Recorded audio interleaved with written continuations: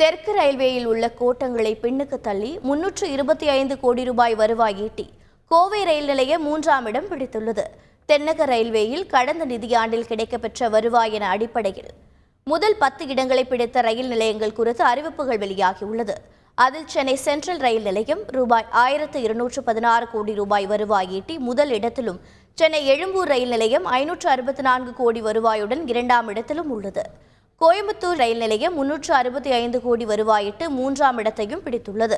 இதற்கு அடுத்தடுத்த இடங்களை திருவனந்தபுரம் சென்ட்ரல் ரயில் நிலையம் 263 கோடி ரூபாயும், தாம்பரம் ரயில் நிலையம் 234 கோடி ரூபாய் வருவாய் ஈட்டியுள்ளது. எர்ணாகுளம் 227 கோடி, மதுரை 208 கோடி, கோழிக்கோடு 179 கோடி ரூபாய், திருச்சூர் 156 கோடி ரூபாய், திருச்சி 155 கோடி பெற்று 10ஆம் இடத்தையும் பிடித்துள்ளதாக தெற்கு ரயில்வே வெளியிட்டுள்ள அறிவிப்பில் தெரிவிக்கப்பட்டுள்ளது.